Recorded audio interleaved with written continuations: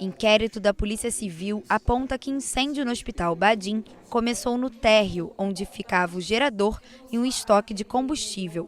De acordo com a delegada responsável pelo caso, há fortes indícios de que o hospital usava o gerador diariamente, em horários de pico, com o objetivo de economizar energia.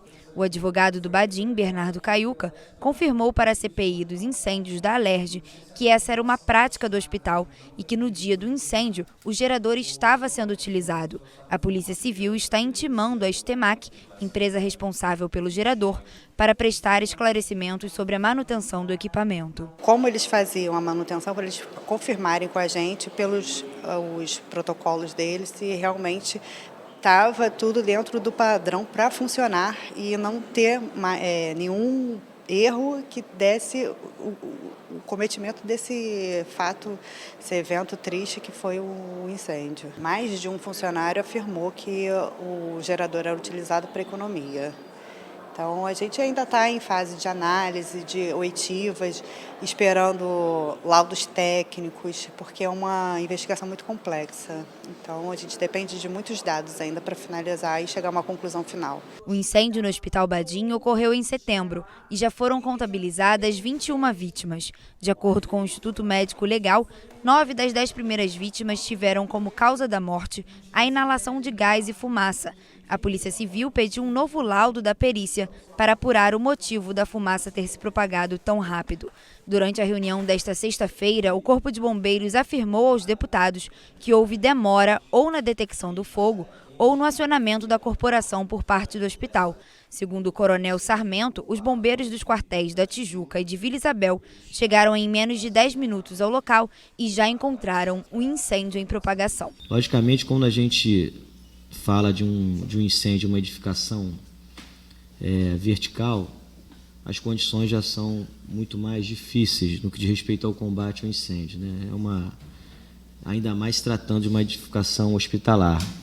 Nós procuramos seguir todos os protocolos e procedimentos, né, que o Corpo de Bombeiros, no que diz respeito, inclusive na documentação que nós enviamos aos senhores, nós temos lá um protocolo que nós chamamos de protocolo operacional padrão, principalmente para evacuação de vítimas. E o que foi feito lá foi justamente o que o protocolo determina. Familiares das vítimas relataram como foi o momento do incêndio. Reclamaram da falta de preparo do hospital para orientar os pacientes e os acompanhantes e disseram que não foram procurados pela administração do Badim em qualquer demonstração de apoio ou solidariedade. A mãe do Carlos estava no CTI e foi uma das vítimas dessa tragédia. O CTI, a refrigeração é muito intensa, eles devem colocar no máximo, até mesmo por causa dos aparelhos. Consequentemente, a propagação da fumaça é muito mais rápida. E o que aconteceu foi exatamente isso.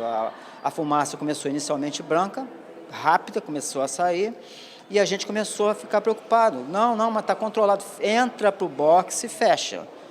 Entramos para o boxe, assim como tinha sido pedido, entramos para o boxe e nada. Daqui a pouco veio uma segunda ordem. Bom, gente, já está contornado, abre os boxes, abre tudo, abre as portas, abriram inclusive as portas corta-fogo, abriu tudo.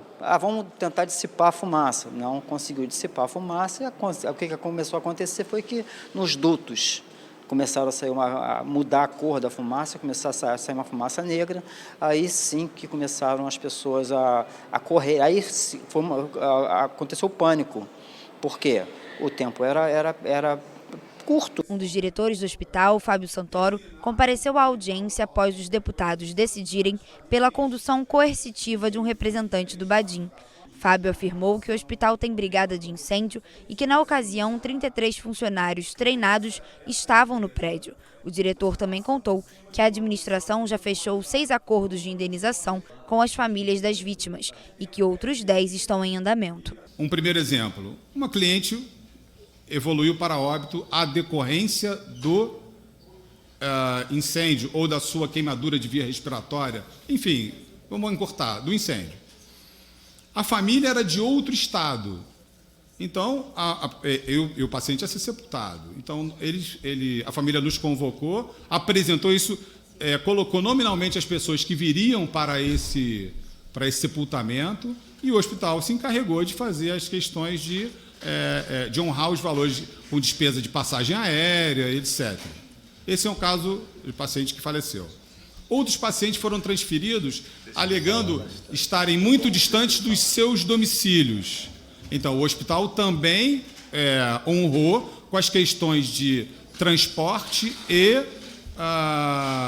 as questões dos custos diários, quer dizer, se ele sai se ele vai andando para o hospital e está indo agora para outro hospital onde ele precisa se deslocar, então os custos de transporte mais o custo de alimentação dele está à distância, especialmente porque alguns casos tinham a ver com pessoas que poderiam ficar com o seu